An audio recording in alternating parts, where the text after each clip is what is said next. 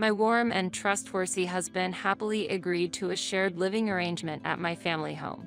However, once the renovations were finished, his behavior suddenly changed. Upon seeing our newly finished home, it became clear that there was no room for me. "Your room is over there." As he said this, I looked in the direction he pointed and saw a temporary prefab shack. "Thank you," I replied, while showing him something that made my proud husband realize something. I, Noel Diaz, am 27 years old and work as an office worker at a company.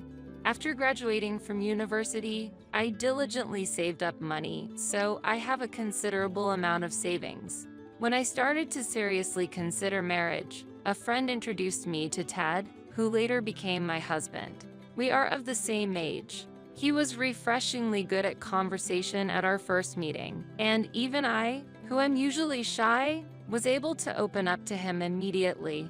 We hit it off right away, exchanged contacts, and after meeting up several times, we began dating. He had a strong desire for marriage, and after a few months of dating, he quickly brought up the topic of marriage. I also wanted to get married, and his warm and sincere behavior made it impossible for me to consider anyone else. There was a reason behind rushing to get married. I lost my father in an accident when I was a primary school student, and my mother raised me lovingly on her own. We lived together as just the two of us for a long time. I wanted to marry early to reassure my mother, but I also had concerns about leaving her alone, so I thought about living near her even after getting married. When I discussed this with my husband, he was not displeased at all. Instead, he actively suggested, "How about the three of us live together at your parents' place?" I was very touched by his proposal. He was known at work for being serious and for treating people fairly, and he always prioritized me with his warm personality. Additionally, he had high interpersonal skills and quickly established a friendly relationship with my mother. That's why I was able to decide quickly to get married to him. After getting married, a new life began for me, my husband, and my mother. Even living together, his attitude remained consistent, and he was kind to my mother. The only change was that a few months after getting married, his sister, Dina, began visiting frequently. He has a sister studying at a university in New York, and she lives alone in a place relatively close to ours. She is 7 years younger than us, but is especially close to my husband and visits us often due to the proximity. Although his family lives in Florida, his sister relies heavily on him, which is why she chose to go to university in New York. Having grown up as an only child, I find that siblings who are close to each other wonderful and feel somewhat envious even as an adult. Their relationship was very good, and I learned that my husband took care of his sister instead of her parents, who often worked late hours, saying he was worried about his clingy sister. It was clear that the sister-in-law respected and trusted my husband a lot. I could understand their strong bond. Furthermore, her approachable personality was very charming, and it made me want to protect her. If I had a real sister, I imagined it would feel like this, but I always welcomed her warmly. She got along well with my mother, who was happy as if she had gained another daughter. And today, as I came back from work, my sister-in-law greeted me, saying, "Noelle, welcome back." Seeing her smile and our dog running towards me brought me relief and comfort. "Hi, Dina. I'm glad you came today." She came out of my husband's room saying, "You're early today," and soon after, my husband also appeared. They were probably enjoying a video game in his room. They were very close. My mother also worked, so she was hardly at home on weekdays. Additionally, since my husband worked in construction, he had a lot of free time on weekdays. My sister-in-law, who was a university student, often visited according to my husband's schedule. When I suggested, "You can also come on weekends," it seemed weekdays were better due to her part-time job arrangements. As our relationship was still new, I felt it might be difficult for her to visit casually when my husband was not around, so I ended the conversation there. I hope that someday we could interact without any hesitation, just like a real family. That day, my sister-in-law helped prepare dinner, and after enjoying the meal together, she returned home late at night. 6 months into our marriage, my husband brought up the idea of renovating. A contractor friend at work told him that he could do the work at a special price during this period. Renovating was expensive and not a decision to be made lightly. I hesitated. Still, my husband actively planned for a future children's room and a house design that would facilitate caregiving. I had never considered it before, but in reality, the house had aged and many problems were evident. Since the house was several decades old and the renovations could be done inexpensively, we decided to go for it. I was most touched by my husband's thoughtfulness about our future and my mother's living situation.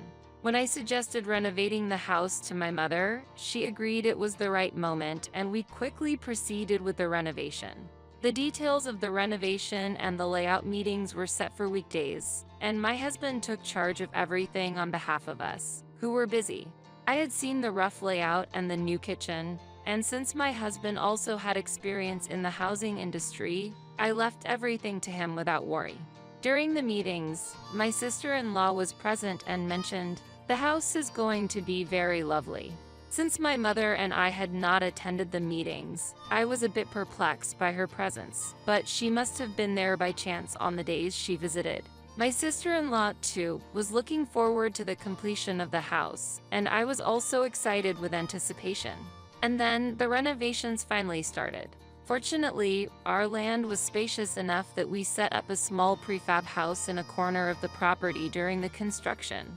Considering my mother, it was difficult for the three of us to live in a small space. So my husband and sister-in-law decided to stay at her apartment. They really got along well. I accepted my husband's suggestion without any particular concerns. The renovations are finished. I want you and your mother-in-law to come and see it after work.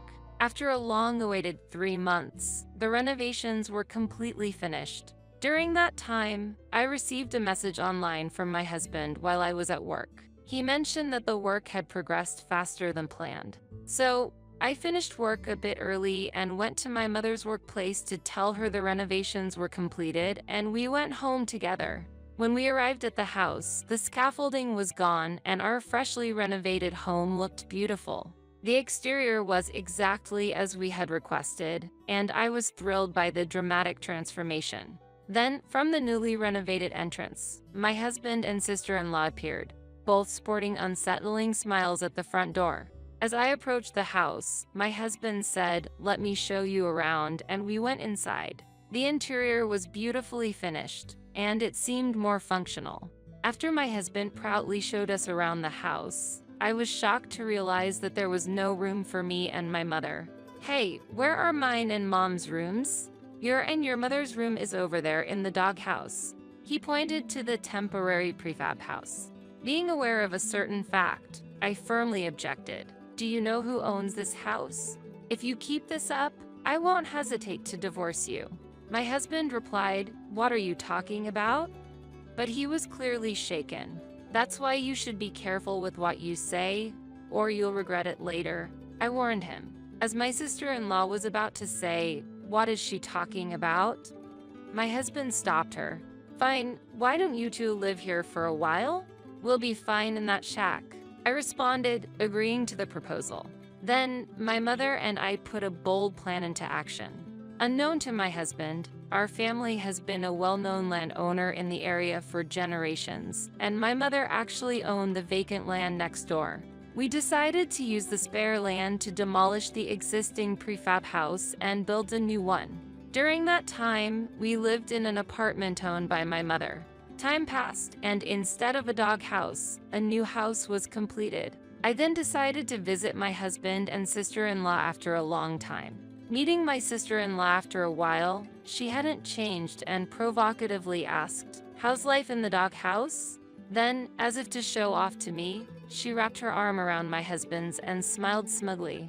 They looked like a couple. My brother said, "If you're unhappy, you might as well divorce," he said, after which I sighed and pulled out an already filled out divorce form from my bag.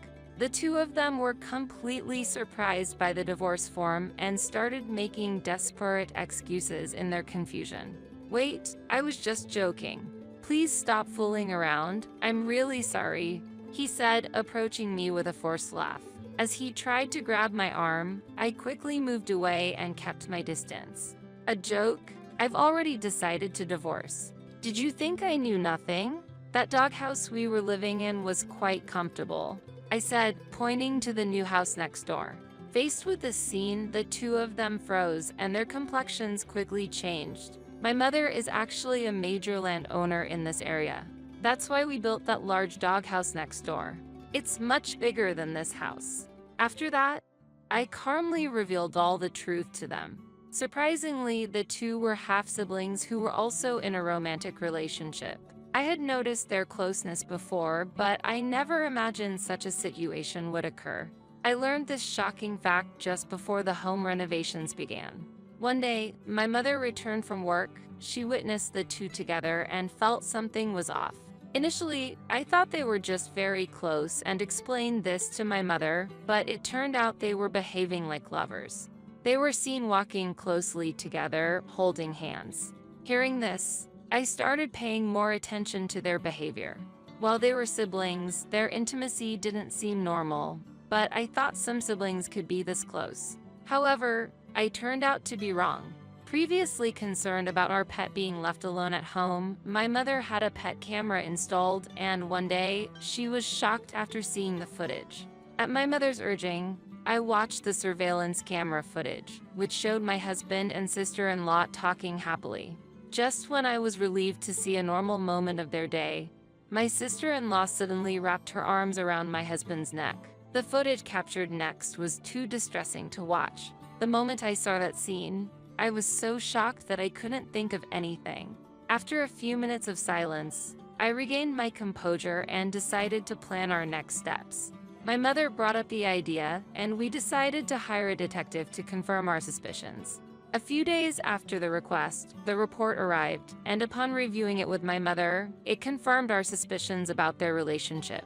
The confirmation of the truth greatly unsettled me, and I felt the need to sever ties with them immediately. However, after consulting with my mother, we decided that before confronting them directly, we needed to prepare in order to maintain an advantageous position. We secretly started with the preparations, choosing the day of the renovation's completion as our action day to ensure that my husband and sister-in-law would not notice.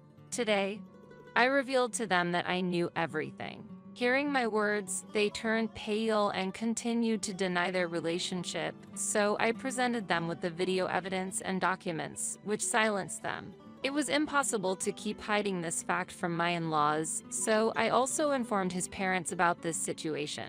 I looked at my watch and told my husband that his parents would be arriving soon, which drastically changed his demeanor.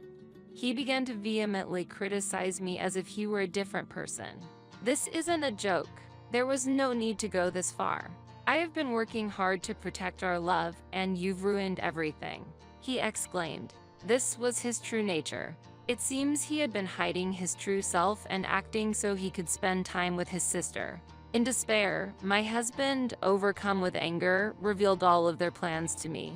Their relationship had been going on for a long time. They wanted to stay together out of love for each other and had planned our marriage to avoid suspicion from others. The relationship with me enabled this, using our spacious family home to continue hiding his relationship with his sister, and ultimately, the plan was to take over our house as well.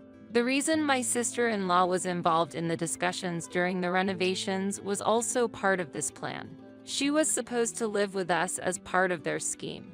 The number of rooms they were so particular about was also due to that plan. Being married to me meant they could avoid suspicion from their parents and keep it secret from me and my mother, aiming to appear as the ideal brother to outsiders. My husband was crying as he embraced his sister, but she still did not fully grasp the whole situation and said smoothly, "Noelle, have you come to understand that our love is true? Unfortunately, you were just being used." This confident attitude of my sister-in-law, Dina, evoked pity in me. Though they claimed their love was true love, in reality they were only seizing what belonged to others and twisting facts to suit themselves. I felt an urge to avoid seeing their faces, but thinking back on how I had been unknowingly used, I decided to see their future through to the end. By the way, the sale of this house is already in progress. What? Why are you deciding on your own? I was supposed to live in a large house with my brother, she claimed selfishly. I informed them that the house was in my mother's name, and as the owner, she was free to do what she wanted with her property. They probably believed it was their house. Furthermore, I advised them that they could live as they please from now on, but they should not involve others. At that moment, I heard the sound of a car behind me and turned to see my husband's parents hurrying out of a taxi. Seeing this, they panicked and tried to flee, but were quickly spotted by the parents and forcibly pushed into the taxi. They continued to verbally abuse me tearfully. My in-laws apologized to us, and then the taxi drove off. After the ordeal, my mother and I quietly looked at our newly renovated home. Leaving the house we had lived in for so long was certainly hard. Especially for my mother, it must have been even harder. Along with my gratitude to my mother, I vowed to be a better daughter from now on. The family home was successfully sold, and we moved to our new house. About a week after the incident, I received a call on my phone from my in-laws saying they felt terrible and wanted to come and apologize. As the divorce proceedings needed to be advanced, I set a date and place to meet. As a result, my husband agreed to divorce and submitted the already filled-out divorce form. I signed the documents on the spot and decided to submit them to the city hall myself. My in-laws apologized so much they nearly bore a hole in our ears. They offered an amount greater than the usual alimony, expressing their desire to atone in some way. I refused to accept it, but they insisted it was the only way to find peace of mind. During this time, I heard more about the current situation of my husband and sister-in-law from my in-laws. Dina was forced to drop out of her university in New York and is now living at home, closely monitored by her parents. She was initially depressed, but recently her mental state has begun to stabilize. Considering her young age, I hope she will walk the right path from now on. My husband has been cut off from his family and was made to sign a pledge to keep distance from his in-laws to prevent further mistakes. This will likely prevent him from ever seeing his sister again. While my husband previously gave the impression of sincerity at his workplace, unfortunately, due to the scandal becoming widely known, he had to resign. His current whereabouts are unknown even to his parents and former colleagues. This situation arose from his attitude of using others. One could say he got what he deserved. Meanwhile, my mother and I have started a new life in a pet-friendly apartment with a fresh mindset. We have also found tenants for the house that was originally built to serve as a doghouse. Having caused my mother considerable trouble during this ordeal, I am planning a vacation with our beloved dog. Having learned that haste in marriage is to be avoided, I am now patiently waiting for a good match while focusing on being a better daughter to my mom.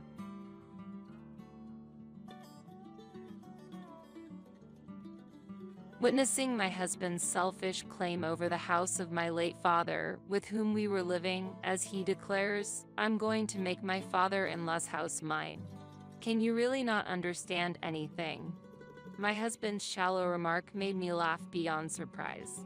Seeing my long underestimated husband's family cornered by my retaliation, I, Katie Manning, had been living with my father and my husband, Ben. Since my mother passed away when I was in high school, my father raised me with endless love. My deep affection for my father remains unchanged. When I proposed living with my increasingly worrisome father to Ben, he warmly welcomed the idea of us living together in our home. "Are you really okay with this?" "I can manage on my own," my father asked me anxiously, a concern stemming from our cohabitation proposal. When I suggested living together, he initially smiled happily but soon looked worried. "I am always worried I might be a burden to you." My father always considered my feelings. However, after I expressed my desire to stay with him and Ben agreed, my father accepted with a smile. Today, Ben and I are moving into my childhood home. We began unpacking the boxes brought by the movers. "Again with this? Haven't I always said this is what I wanted?" "You're right, Dad.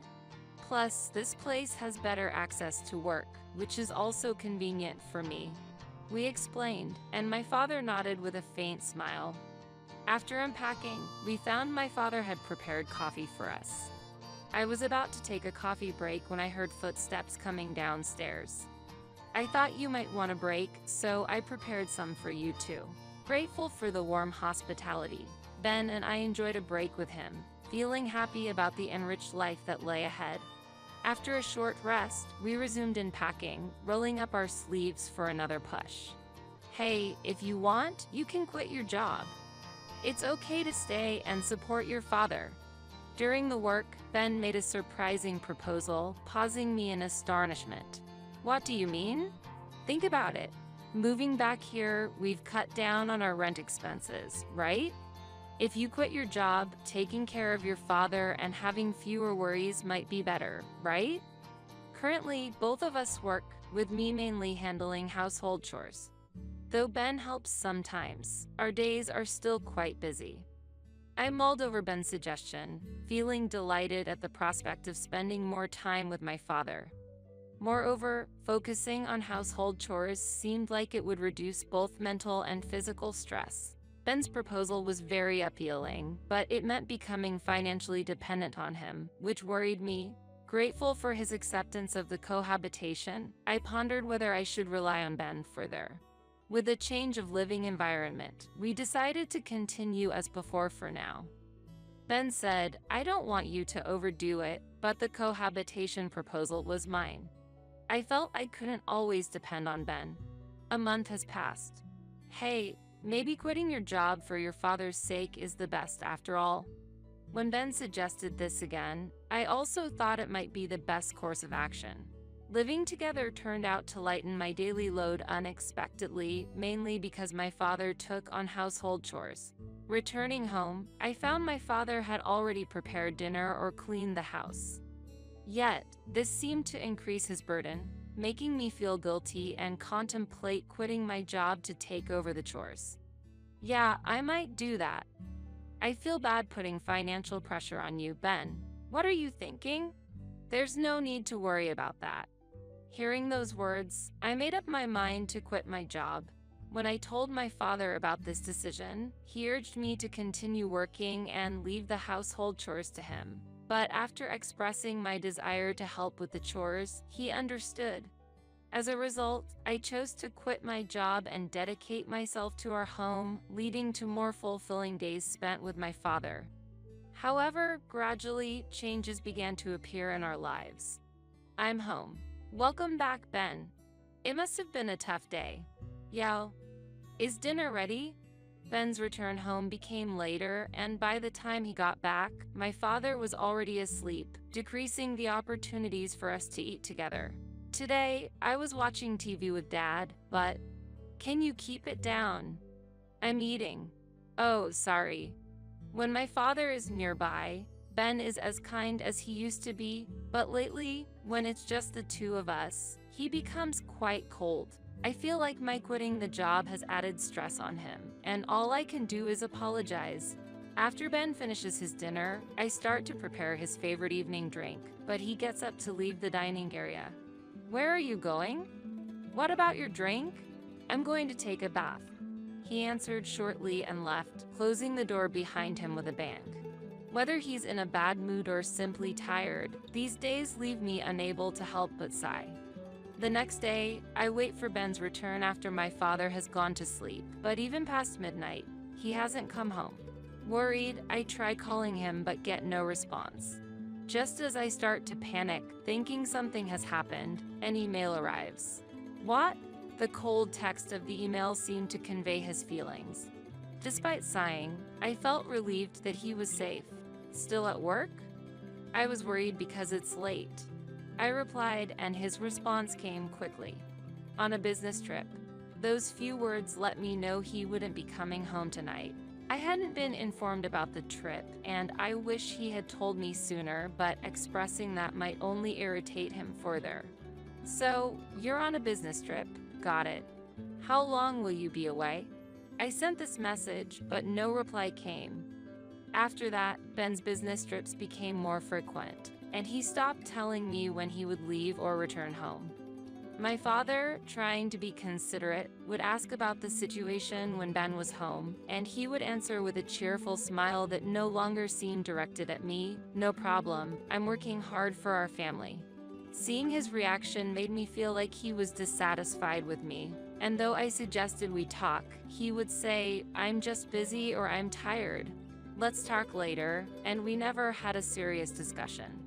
Eventually, Ben rarely returned home. Amidst growing distrust, I began to suspect he might be having an affair when I unexpectedly received a message from my mother-in-law. "I need the address of the company Ben works for." A one-line email without any greetings. My in-laws have not been fond of me since the beginning of our marriage, throwing harsh words and malicious actions my way, leading to a natural distance between us. Ben understood this situation, and although it never worsened our relationship due to my in-laws' issues, it didn't improve either, and we continued to keep our distance. Receiving this sudden email from my mother-in-law, I pondered its intent before replying. "It's been a while. May I know why you need Ben's work address?" After sending this reply, it seemed she was indeed upset, as I immediately received an angry call. "Hello, it's been a while." It's been a while. You've made Ben take care of your father and quit your job to do nothing at home. How can you do such a thing? Because of you, he's now returned to our house. He forgot his lunchbox today and went to the office, so I'm trying to deliver it. What are you going to do about this attitude? It's unforgivable. Give me the address right away. And from now on, Ben will be living at our house." Shocked by my mother-in-law's angry words, I was left speechless. It turned out that the days Ben claimed to be away on business trips, he had actually returned to his parents' home. Learning how my in-laws spoke about me was deeply shocking. It was Ben who said it would be okay for me to quit my job, yet I couldn't help but feel his true intentions were different. Overwhelmed with sadness, I felt like I couldn't stop my tears. Without arguing, I simply provided Ben's work address and ended the call. Trying to calm myself, I made some coffee in the living room when my father came in. Asking him if he would like some coffee with a smile as usual, he looked at me, smiled back, and accepted. As we enjoyed our coffee, my father started talking about the past. "Your mom and I used to argue a lot when we were young. There were many misunderstandings, but we always tried to be honest with each other, and that's how we solved many issues. Couples who can argue and then fix their relationship might understand each other better and become stronger," he said warmly. His words deeply resonated with me, and I decided to have a serious conversation with Ben. "That's true, Dad?" "Thank you," I told him, and he responded with a kind smile. Afterward, I sent an email to Ben outlining the facts from my conversation with his mother and expressing my desire to talk. However, Ben replied dismissively, making me sigh deeply. Anger towards Ben began to build inside me. I wanted to respond immediately in my emotional state, but took a deep breath to calm myself. This situation led to Ben stopping his contributions to our household finances. Attempts to contact him were met with silence, and messages about living expenses were ignored. My love for him gradually faded due to his selfish behavior. Finding no meaning in our marriage, thoughts of divorce crossed my mind. I was disappointed in Ben for being so irresponsible and self-centered. However, not wanting to worry my father further, I decided to postpone discussions about divorce and support myself using my savings from before we were married. Getting used to Ben's absence, I enjoyed my days with my father until he suddenly fell ill. Rushed to the hospital, we were told he didn't have much time left. Overwhelmed and unable to stop my tears, I couldn't hear the doctors or nurses. Visiting my father's room, he tried to smile and apologize for worrying me. Holding his hand, I smiled back, saying, "Don't worry, you'll get better," despite my eyes swelling with tears. Seeing my father, who looked sad despite laughing and asking, "What's with that face?" I felt tears welling up in my eyes again. Because hospitalization was necessary, I temporarily returned home to prepare what was needed.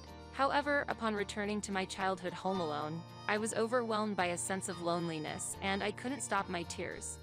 This house, where I grew up since I was a child. Even though I had left it when I got married, this place is filled with countless memories. Unable to bear the loneliness of being alone, I simply cried incessantly. During this difficult time, I received a cold message from Ben. Since we're living separately, handle your own expenses. Maybe use your father-in-law's pension?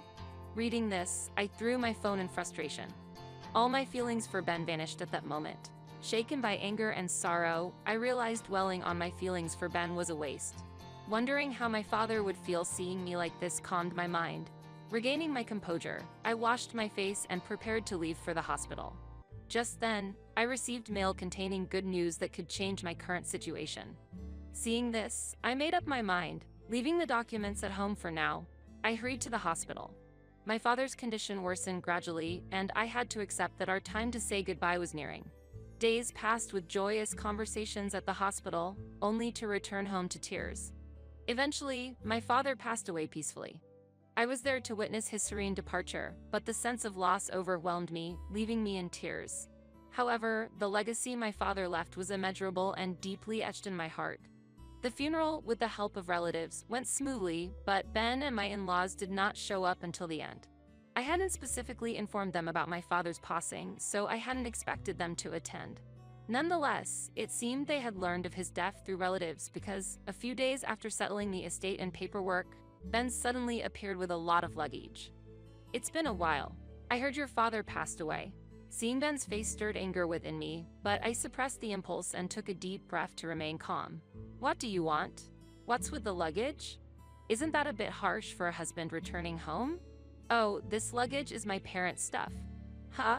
The fact that Ben used the word husband was profoundly irritating. His words made no sense to me. After he had left the house, stopped providing for living expenses, and lived as he pleased, claiming now to be a husband was beyond surprising. It was appalling. I was at a loss for words. Were you waiting for me? Jobless, struggling with living expenses, and left alone to care for your father? Happy, are you? So happy you're speechless? No, it seems I was the one caught in your plan. Ben's mention of a plan caught my attention, prompting me to ask for clarification. The answer I received was unbelievable. Living with an old man was something I couldn't accept. Impossible to live with the elderly. But saying that might make you think about divorce. If we divorced, I couldn't get this house. So, I chose to live together and pushed you into unemployment by pretending to be the ideal husband, making you dependent on me and the elderly man. That way, the house would become mine. Hearing his words, I found myself glaring at Ben sharply. This was not normal thinking. Reflecting on our marriage made me despise myself and feel deep guilt towards my father. I struggled to contain my trembling anger.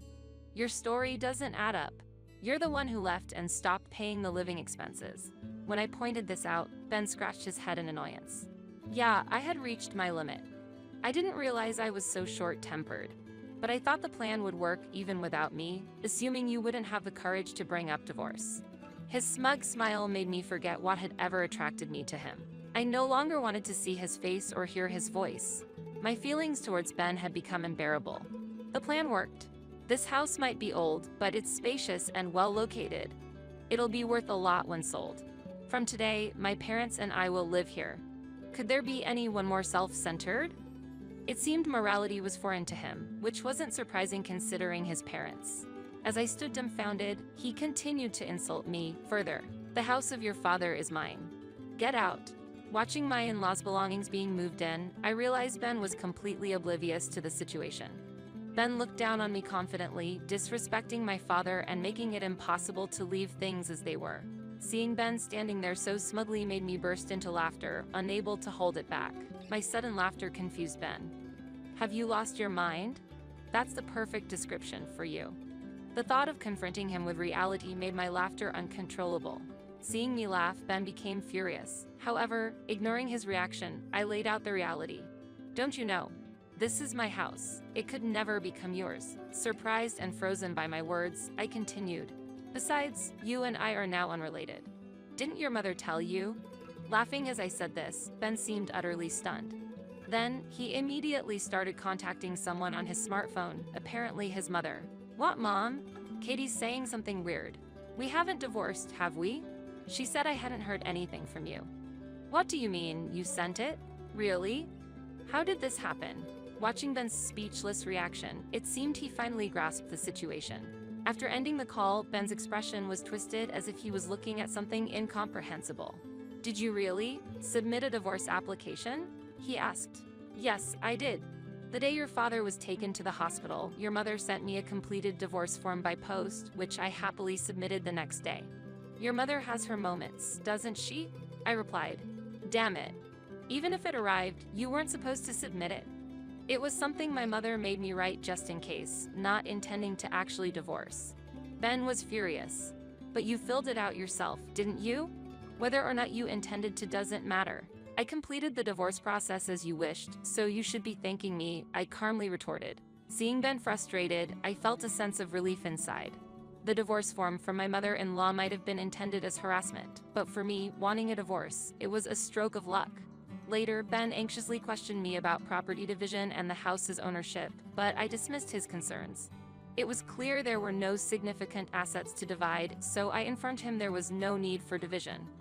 I explained that due to the short cohabitation period with my father and the assets being in my father's name at the time of the divorce, they were not subject to division.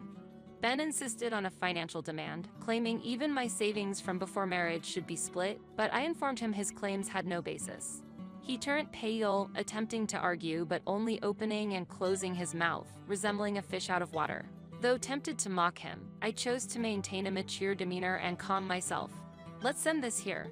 It's problematic for someone to bring their belongings into another person's home uninvited, which clearly constitutes trespassing. If you plan to stay any longer, I'll have to call the police."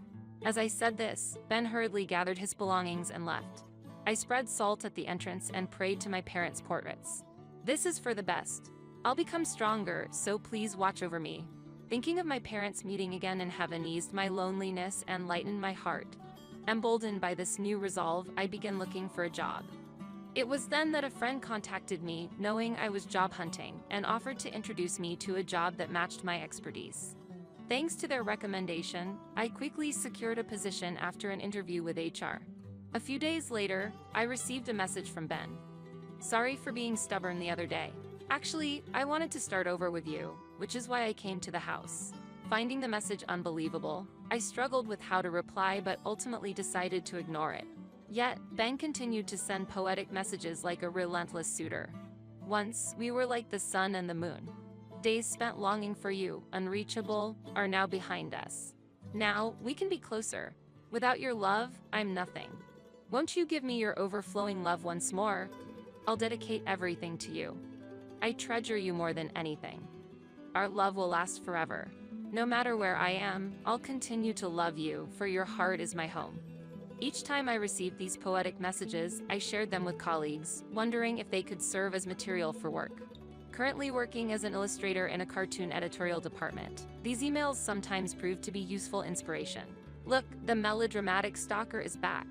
It's great to have something to laugh about in tough times. Unknowingly, Ben has become a source of amusement. Feeling only discomfort from his messages, I've been avoiding replying. Amid these days, the doorbell at my home rang. Looking through the peephole, I saw Ben standing outside. I had never expected him to show up in person, so I decided to call the police immediately. "Hey, I know you're in there. I can see your car. Please, just listen to me. I'm really in trouble right now. There was talk of moving into this house, so my parents sold their home. Now, I have nowhere to go. Help me." I could hear his voice shouting from outside, but what does that have to do with me? It highlights his recklessness for not correcting the situation the day they misunderstood this house as their own. His emails showed he hadn't given up, but I was merely astonished by his and his family's naive thinking. While the police were convincing Ben to leave, he resisted strongly but was eventually taken away by them. After that, when there was no response to the flood of Romeo emails, contacts from my in-laws began.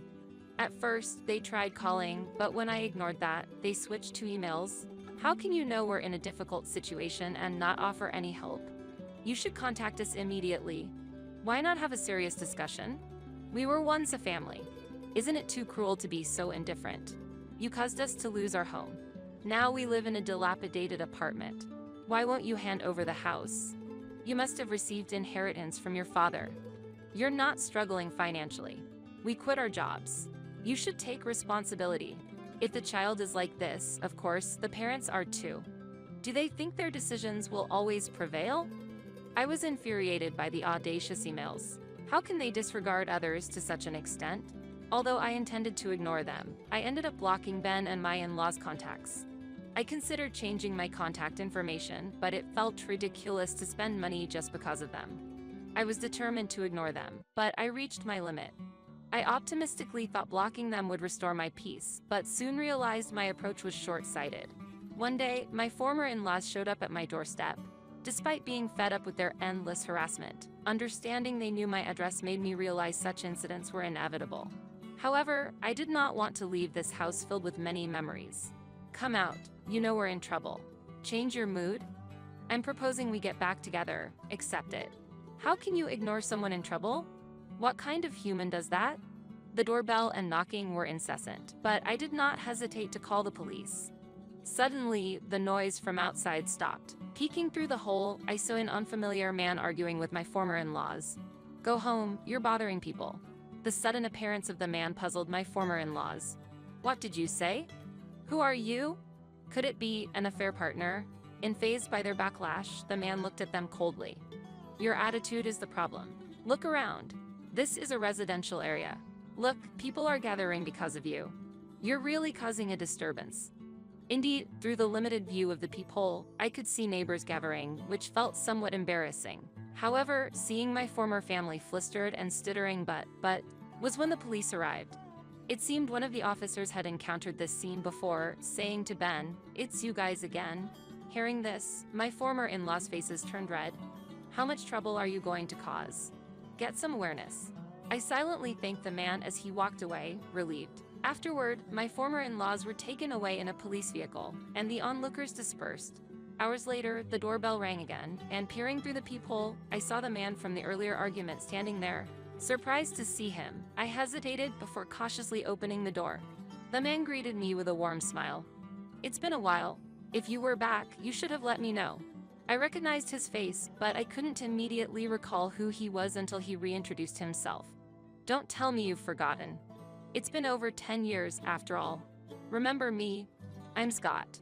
Hearing his name, memories flooded back. Scott, my childhood friend, known as Scotty in our hometown. Scotty. Now that you mention it, you really are Scotty. Scott used to live next door and we hadn't seen each other since changing elementary schools. Finally remembered, I've moved back to the area. We're neighbors again. It's really been a long time. And thank you for earlier. It meant a lot to me. After expressing my gratitude again, Scott just laughed it off, making me smile too. We caught up on old times, and I ended up telling him about the recent disturbances. Scott promised to support me whenever needed, proving to be a reliable friend. When I mentioned my father's passing, Scott offered to pay his respects, remembering him from our childhood. The joy of having someone who shared my past was profound. Days passed, and I received a letter from a law firm out of the blue containing a notification. Opening the unexpected envelope, I found it claimed I had committed infidelity during my marriage, demanding payment for damages. Shocked by the situation, I noticed a message from an unknown email address on my smartphone titled regarding the notification. The message read, "Your ex-husband Ben has initiated a lawsuit claiming marital infidelity on your part. Admitting and dealing with this straightforwardly will avoid escalating the matter. We plan to inform your workplace. Considering your future, we advise settling this matter promptly," suggesting a threat. It was clear this was a scheme by my former in-laws, not a genuine liar's notification. Upon closer inspection, the quality of the notification raised doubts about its authenticity, prompting me to consult a real lawyer.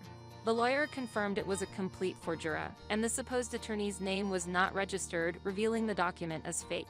Despite knowing better, I decided to play along in my reply, indicating a willingness to consider their claims but asking for evidence of my supposed infidelity.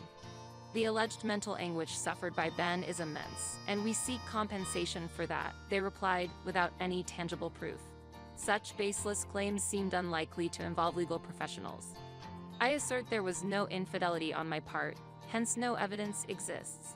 It's hard to believe professionals would intervene based on such unfounded claims, wouldn't you agree? Moved by Ben's passion, we wish to assist him. We expect your sincere cooperation, not intending to escalate this matter further. Quite an emotional approach for a professional. You're aware impersonating a lawyer is illegal and punishable, right? Just to confirm, you do hold legitimate qualifications? This inquiry halted their previously prompt responses. Curious about the next move, I received a new email. I am indeed a professional. However, your arguments were unbeatable. We've decided to withdraw the lawsuit. No need for withdrawal, as I have no passion for this matter and am entirely calm about being falsely accused of infidelity. I intend to legally counter this. Looking forward to meeting this passionate lawyer in court. After this exchange, all communication ceased. However, the silence did not last long as my former in-laws once again showed up at my house. Despite it being late at night, they started begging loudly at the front door. We made a mistake. Please spare us from the lawsuit. Awakened by the noise, I checked the time and it was past 1 a.m. Anger at being deprived of sleep reached its peak, and I yelled, "Please be quiet. Stop bothering me." Never having seen me so angry before, my former in-laws couldn't hide their surprise. "If you come any closer and cause more trouble, I won't overlook it." With that declaration and grabbing my father's wooden sword that was at hand, my former in-laws' expressions changed drastically. Especially my former mother-in-law and Ben, who seemed to tremble in fear, whispering, "We're so sorry. You should have changed your actions from the beginning if you were sorry. Never appear before me again." I scolded, and my former mother-in-law nodded with tears in her eyes. Then, the lights of a patrol car caught my eye, heading our way. Due to the late hour, it seemed neighbors had reported them, and my former in-laws were immediately taken away by the arriving officers. They tried to attack me with a wooden sword. My former mother-in-law pointed at me and appealed to the police, but she was taken away.